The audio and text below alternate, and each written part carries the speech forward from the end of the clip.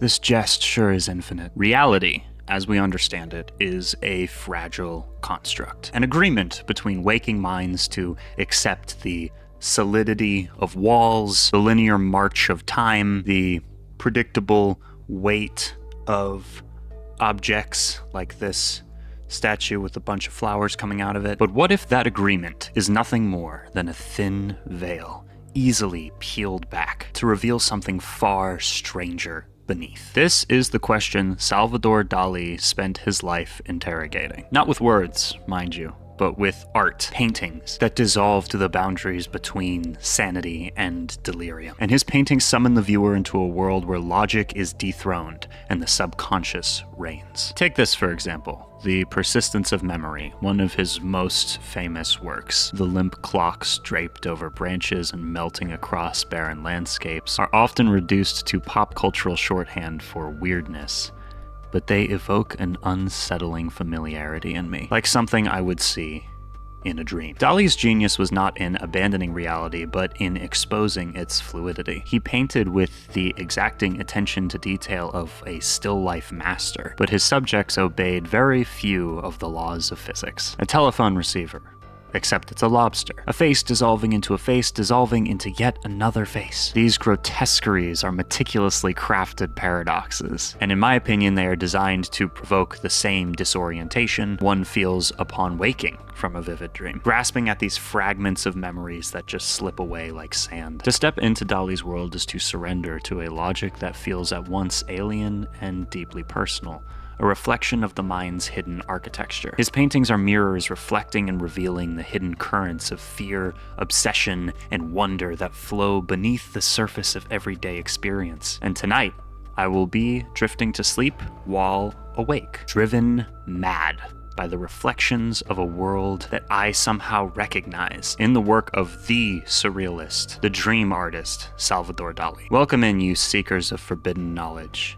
Make yourselves comfortable. Allow yourself to be immersed. Honestly, don't even listen to the idiocy that I spout about my personal interpretations. Just let yourself be transported to another world by the art itself. In addition, most of the base descriptions of the works are from Wikipedia, just so we're on the same page. To me, Salvador Dali's canvases operate as meticulously constructed traps for the rational mind. Each major work functions as both a revelation and a provocation, deploying symbols that feel personal and unnervingly universal. And to engage with these paintings is to submit to a kind of visual alchemy, where familiar forms mutate under the pressure of unconscious desires. Very Freudian.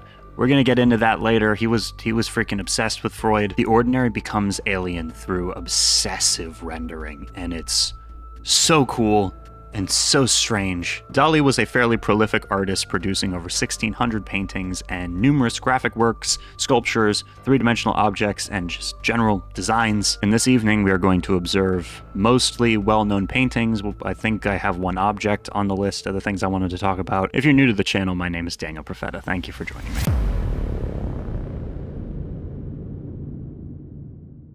Something that immediately stands out to me about these pieces are the intense dreamlike quality of them. My dreams are often hazy, and they feel incomplete, with symbols and characters drawing focus against a blank background that is shaped more by ideas or, for lack of a better word, vibes. There is often in his paintings an initial emptiness that forces a viewer to look closer at the details, and upon doing so, the piece opens up and blooms into something deeper. Take this one, titled The Great Masturbator. Damn. We're off to a fantastic start with that title. The centerpiece is a warped human face in profile, its nose pressed onto the ground like it's ashamed or exhausted. The shape is based on a natural rock formation, and the same silhouette shows up later in his Persistence of Memory. Rising from the back of the head is a naked woman. Her lips hover near the crotch of a half-dressed man, whose knees are freshly cut and bleeding. The whole thing feels like a daydream tipping into something uneasy, almost, guilty. Below the central profile head, on its mouth, is a grasshopper, an insect Dali referred to several times in his writings. Unlike real grasshoppers, this one seems to be gigantic and has 4 legs rather than 6. A swarm of ants, a popular motif representing sexual anxiety in Dali's work, gather on the grasshopper's abdomen, as well as on the prone face. In the landscape below, 3 other figures are arranged, along with an egg, commonly used as a symbol of fertility. 2 of the characters in the landscape are arranged in such a way as to cast a single long shadow, while the other character is seen hurriedly walking into the distance on the peripheries of the canvas. And then on the back of the central head figure, a formation of 2 rocks and a potted dry plant can be seen. The pot of the plant placed over the bottom rock while balancing the other rock on top of it in an extremely unrealistic way. This part is thought to represent the escape of reality idea that is found in most of Dali's work. This next one is how I was introduced to his work. Initially, I was told it was called melting clocks, and now I know that it's actually referred to as the persistence of memory. And it reminds me of a dream that I once had. And I'm going to describe it to you, even though there's really no point in me doing that in the video, but I'm going to do it anyways. In the dream, I saw what seemed to be the end of the world. It felt like the ground opened up and there were like ancient gears shifting and turning while dirt was falling off of them, and the ground was like rolling and it was pouring rain. It was terrifying. It scared the shit out of me. And anyways, there was a lot more to it. I remember writing it down after I woke up, but I woke up, or I thought I woke up, in my bed, and I looked ahead, and in front of my bed, over my closet, there was a clock, and it was spinning. The hands on the clock were spinning at a very rapid pace.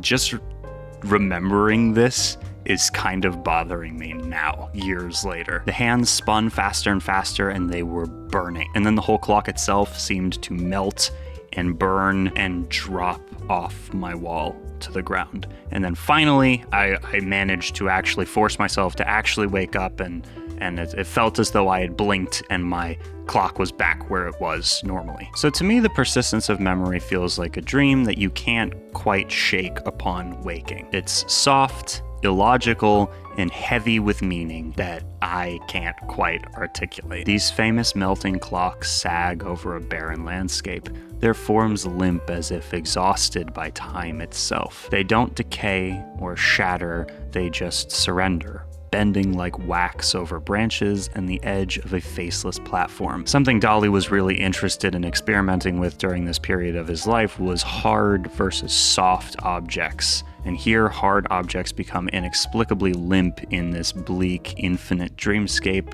while metal attracts ants like rotting flesh. Mastering what he called the usual paralyzing tricks of eye-fooling, Dali painted with the most imperialist fury of precision, to systematize confusion and thus discredit completely the world of reality.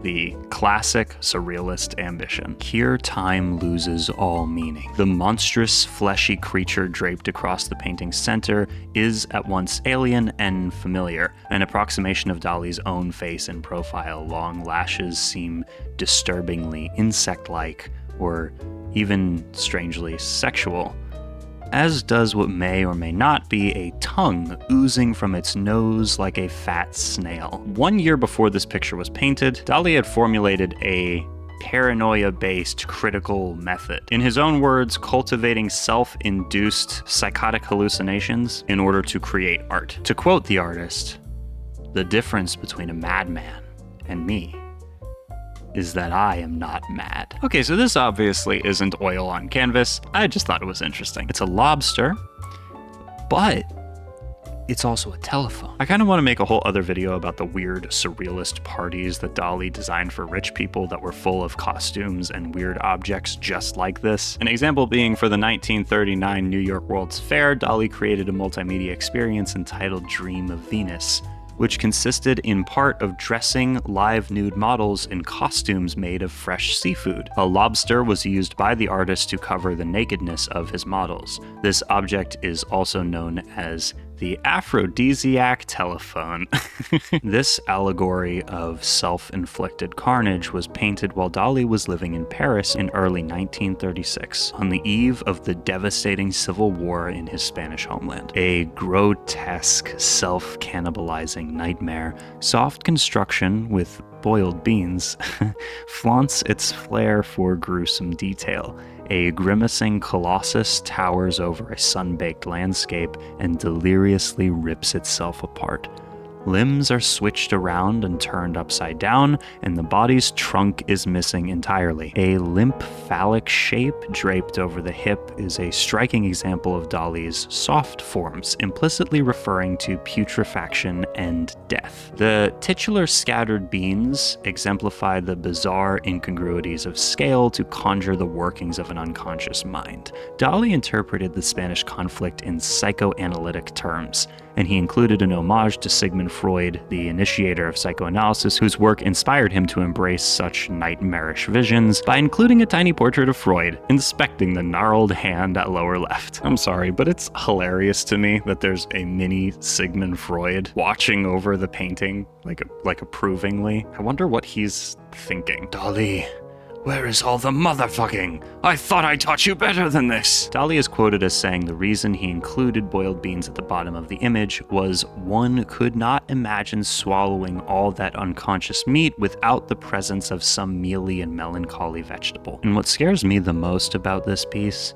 is the unnerving realism. And now you might be thinking, Daniel, what the hell are you talking about? Realism? Just look at this thing. And that's true. I don't dispute that. But what I mean by realism in this context is how the other pieces we looked at were dreamlike in quality. The flesh, for example, was smooth and overly perfect. This, on the other hand, is much darker. And while the limbs are contorted in ways that we ourselves cannot contort, and at a scale that we cannot see in real life, the actual texture and composition of these images is sickeningly realistic. Look at how precisely it captures this particular horror of civil conflict. The intimacy of violence when the enemy is your own reflection, and the beans are the cruel touch. Domestic, humble, and utterly useless against the bloodshed. If you're not familiar, the Greek myth of Narcissus goes something along the lines of a man who is so beautiful that everyone wants him carnally. But the attraction was not mutual, as this man really only had eyes for himself. Literally. A nymph named Echo falls in love with him, but he rejects her, leaving her to fall into a pit of despair and yearning that wastes her away into nothing but a mimicking voice. Then a goddess feels bad for Echo, so she made Narcissus look at his own reflection in a pool, where he promptly fell in love with himself and wasted away by the side of the pool until he died. Then up through his tattered ribcage grew a flower, his namesake. In Dali's painting, he depicts the figure of Narcissus on the left side of the canvas, crouched by a lake, with his head resting on his knee, and a stone hand clutching an egg-like object mirroring the shape of his body on the right. From out of the cracked egg, a narcissus flower sprouts. In the midground of the painting stands a group of rejected suitors, and among the mountains in the background rests a third Narcissus figure. This piece differs from Dali's other double image paintings, in which there are multiple images hidden in one, because the main figure is doubled in the stone hand itself. And I love the detail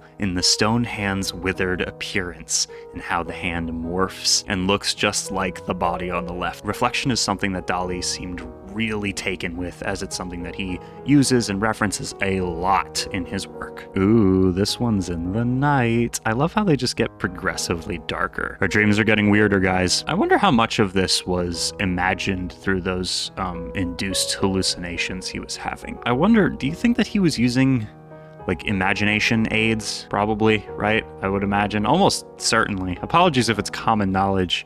I found conflicting accounts when I tried to look that up. I genuinely have no idea. The opened drawers in this expressive, propped up female figure refer to the inner subconscious within. In Dali's own words, his paintings form a kind of allegory which serves to illustrate a certain insight to follow the numerous narcissistic smells which ascend from each of our drawers. Motherfucker, in the literal sense, this dude was absolutely smitten with Freud. The image is set in a twilight atmosphere with deep blue sky. There are two female figures in the foreground, one with drawers opening from her side like a chest. They both have undefined phallic shapes.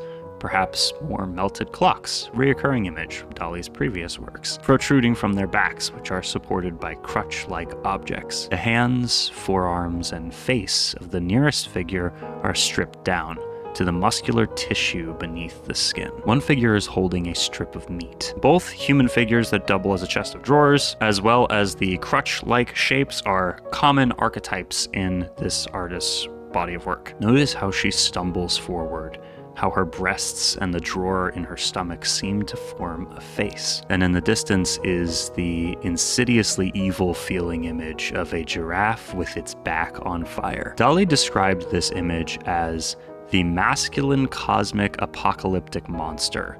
He believed it to be a premonition of war. This piece is called The Burning Giraffe, which is kind of hilarious since the giraffe is a little tiny figure off in the corner and is not the main focus at all. There's something really particular about the weightlessness of everything in this piece, from the towering, disproportionate elephant to the serene figure of the woman. In this hand-painted dream photograph, as the artist generally referred to his paintings, there is a seascape of distant horizons and calm waters. Next to the body of the sleeping woman, which levitates above a flat rock that floats above the sea, Dali depicts two suspended droplets of water and a pomegranate, a Christian symbol of fertility and resurrection.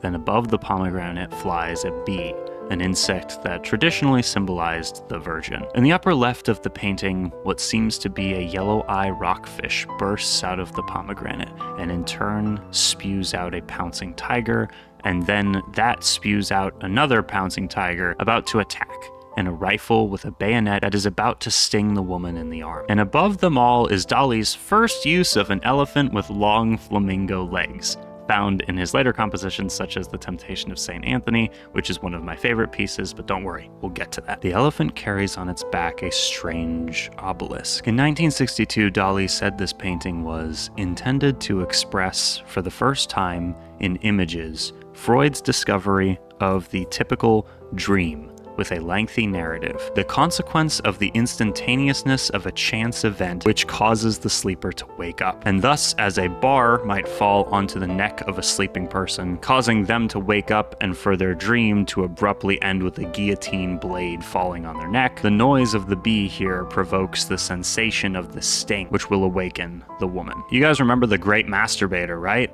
Well, that has nothing on the young virgin auto-sodomized by the horns of her own Chastity, an oil painting from 1954. During the 1950s, Dali painted many of his subjects as composed of rhinoceros horns, and here the young virgin's buttocks consist of two converging horns, and two horns float beneath those. The piece is subtler than the name implies, in my opinion, with each element of the body separated from itself. The woman stares off into the distance, entirely unbothered by the way her own body seems to be conspiring against her. The abstractions of the work only lend themselves to the theme, because in my opinion it looks more like explicit nudity, but becomes less realistic the closer you look. This next one is one of my favorites in Dali's catalog, created a lot later than most of the material we've been observing this evening, and difficult for me to even begin to describe. When I look at this painting I'm about to show you, I see a multimedia hallucinogenic collage that is somehow depicted by an oil painting. Look at this shit, dude. It disorients and floods my vision with confusing motifs, harsh and violent imagery, and it's all covered by the hazy red glare of the sun baking the ground, bearing down oppressively over even the child watching the spectacle in the corner. The entire scene is contained within a bullfighting ring, submerged under a barrage of red and yellow tones, alluding tentatively to the colors of the Spanish flag. In the upper left section, we observe a representational portrait of Dali's wife, Gala, to whom the artist had dedicated the piece. Many, if not most, of Dali's depictions of women or the female form in his art is supposed to be his wife as a as this like divine being. We've seen many that are generally widely interpreted to be her already, and her face appears in many variations across his work. Her serious, rigid expression could be interpreted as a pictorial representation of her deep-seated dislike for bullfighting. In the bottom left section, there is a pattern of multicolored circles, and this rectangular-shaped burst of colors immediately grasps the viewer's attention and steers it down towards the visibly emerging shape of a dying bull's head, dripping blood and saliva from its mouth. This pool of blood transforms itself into a sheltered bay where a human figure on a yellow raft comes into sight. The lower section of the bay takes on the shape of a Dalmatian. The slain bull rises slowly to become a landscape, and it is said that concern for an increase in tourism led Dali to embrace features near his home in the painting. An old anecdote lies behind the painter's desire to represent the sculpted figure of Venus, seen 28 times in the painting. Dali decided to incorporate these particular silhouettes in his paintings after a visit to New York, where he purchased a box of pencils with a reproduction of the goddess on the cover. Dali uses negative spaces to produce a new image, alternate and complementary to the Venus. This complementary image encourages the eyes to contemplate the painting as to introduce the quasi-hypnotic array of forms that inhabit the canvas. Examined from a distance, the body of the second Venus reveals the face and torso of the Toreador. Did I forget to mention that this piece is called the Hallucinogenic Toreador? Because it is. Her breasts are on his nose while her face transforms into his eye. I don't even exactly know how to describe why I like this piece so much, but I think that it hypnotizes me and draws me into a trance. Despite it not moving at all, the painting almost feels like more like a short film than a still image, as the figures meld and reform into each other, and it kind of leads your mind to draw new shapes, new conclusions the longer you look at it. It's very, very vividly interesting to me. Okay, we're going to go back a bit further in time here. While a bit less sensational than his later work, and a good bit more derivative of styles other artists were doing much more proficiently at the time, Cabaret Scene is a strange bit of cubist art that, for some reason, really endears itself to me. As with much of his work, there is still this dreamlike quality to it, and through the sleazy atmosphere we can clearly make out some lewd undertones, but the way the floor morphs into a horse, or the table into a face, how we feel like a fly on the ceiling observing the more private lives of those occupying the underbelly of a city, I don't know, it speaks to me. It's a beginning, a step in the development of a style that, along with the other great surrealists, would change the future of artistic expression as we understand it, and directly be responsible and inspire some of my personal favorite modern current artists. I think that's the thing about art, right? It's like I can wax poetic, try to fit an ocean in a cup by describing ideas and motifs and aesthetics and vibes for 100 years, but in the end, it's more about what it evokes in me as a viewer than anything else. How does it make you feel? What paths do your thoughts stray down when you observe it? This work of surrealistic art showcases a geometric figure with a tumescent red hand protruding from its head. The figure is composed of cones and triangles.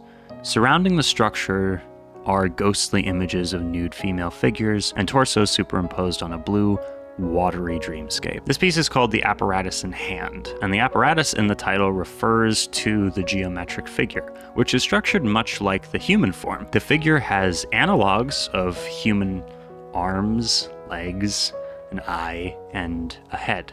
The triangular being is propped up on what appears to be a cane, which was a leitmotif in Dali's work representing the fragility of sleep. Apparatus in Hand was created in 1927, and Dali would join the Surrealists in 1929. So this pre-Surrealist painting shows the influence of that group, who were all inspired by Freud. These images and these types of images are intended to represent the delirious, erotic thought processes of the artist, which is a prevailing theme in Dali's work. The left of the geometric man is an image of a donkey on its hind legs. The donkey is being consumed by a horde of flies which are attacking its belly, and this is indicative of the decomposition of the creature. On the right of the structure is a classically posed female, which is set in contrast to the geometric simplicity of the main center image. Dali engineered an entire cosmology where reason and madness perform this endless dance in a universe where physics don't exist as we understand them, following the logic of dreams and the ramblings of lunatics. And to examine his work is to witness a man who treated his own existence as a surrealist object, meticulously crafted, yet trying to appear unhinged. When this next piece, Accommodations of Desire, was painted, Dali was engaged in an affair with the woman who would later become his wife and muse. Each individual section represents an anxiety that he had as a result of the affair and what would be the outcome of the affair. Notice the ants on the rock again and how that's like a sexual anxiety for him. These lions are actually cut out from a children's book and pasted on top of the existing painting. And then it seems that many elements of the piece's visual style were directed by the visual style of that children's book itself. And my eyes are drawn to the statue at the top, where we see a figure sinking slowly into the stone. Also notice the vases near the rocks, creating a strange sense of scale, where at first glance everything appears very small, like pebbles one would find at the beach, but as you stare longer, you begin to compare them to relative sizes of a vase or a human, and suddenly these once pebbles are fucking massive boulders. Logical inconsistency or logical consistency? Ooh, we'll never know. The first days of spring shows two figures on the left foreground. One is a man leaning against a strange human-sized doll. They sit in front of a painting that is painted in a way to make a strip of gray land look three-dimensional. On top of that is a brightly colored abstract figure, and in the middle distance a man sits in a chair, looking outward. On the highway itself is a brightly colored creature that seems an amalgam of a parrotfish, blue coral, and some creatures that might exist only in the mind of the famously eccentric artist himself. A bit down the highway is a picture, and in the distance stands another lonesome figure. Another Freud work, The Interpretation of Dreams, was a primary influence on this painting. Freud argued that the sources of people's fears, desires, and neuroses can be found in their childhood experiences. So Dali placed a photo of himself as a child in the center of this canvas, suggesting that various images in the painting might relate to his own childhood memories or traumas. A gray wasteland is the stage for these visions, where he will place clusters of figures together as though they were connected through free association of dreams themselves. And here, in the Ghost Vermeer of Delft, which can be used as a table, we are introduced to the concept of philbism for the first time. That is, the theory of furniture nutrition. Vermeer is represented as a dark, spindly figure in a kneeling position. This figure's outstretched leg serves as a tabletop surface on which sits a bottle and a small glass. This leg tapers off to a stub, and there is a shoe nearby. He is looking out on a desert landscape, and to me, his posture reads as that of like an explorer or even like a conqueror who thinks they have like taken new land. I don't know why. Here we see a barren, mute landscape with a mostly monochromatic color scheme. To the left, the painting's titular character, the chemist, has one leg on a rock and is lifting the edge of a grand piano, which blends into the landscape. The instrument appears to have the consistency of a piece of cloth, as if it has melted into the ground, no longer a solid object. This is a quintessentially surrealist idea and technique, which appears very prominently in many of Dali's works. The largely monotone color scheme juxtaposes the vibrant, almost wholly bright aura of light yellow, as well as a bright blue patch of sky in the upper right-hand corner visible through the clouds. And now, Something kind of fucked up about this one is the glowing figure. This is intended to depict Richard Wagner, a prominent German composer and massive racist person who influenced Hitler and Nazi thought. And when I started reading about that and learning about that, a whole new rabbit hole opened up. And this is my understanding after researching the topic for a while. This is probably a pretty topical understanding, as is most of this video, but the idea is to introduce people who maybe weren't aware to new works of art. I am now of the opinion that it's borderline impossible to discuss Dali without also discussing his more controversial work. He seemed very eccentric and edgelord adjacent, and this quality about him did not dissipate when World War II was happening. He openly admired a bunch of different fascist people and seemed strangely obsessed with Hitler. He actually commented that he often dreamed of Hitler as a woman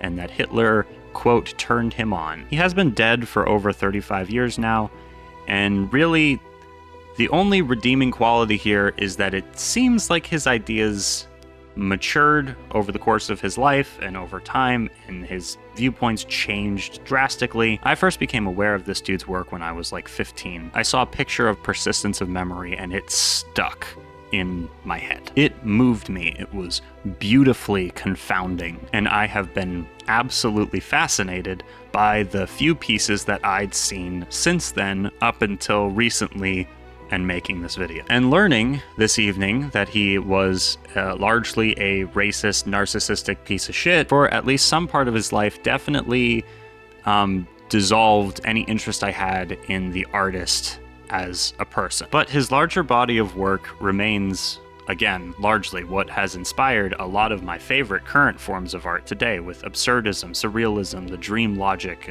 the strangely, simultaneously erotic and demented. Yeah, while I have absolutely no respect for the artist himself, a lot of the art is super important to the landscape of art today.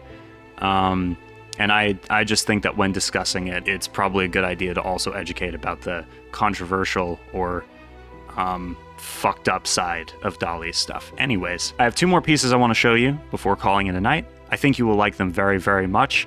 They are my personal favorite pieces of Dali's work. This next one's going to look familiar. Titled The Disintegration of Persistence of Memory, this is one of the first artworks that I was exposed to that wasn't modern, which references a meta text that's drawn from the artist's own body of work. A continuation of an existing original painting seemed like such a novel idea to me. It was so cool. In this version, the landscape from the original work has been flooded with water. Disintegration depicts what is occurring both above and below the water's surface. The landscape is now hovering above the water. The plane and block from the original is divided into brick-like shapes that float in relation to each other with nothing binding them. These represent the breakdown of matter into atoms.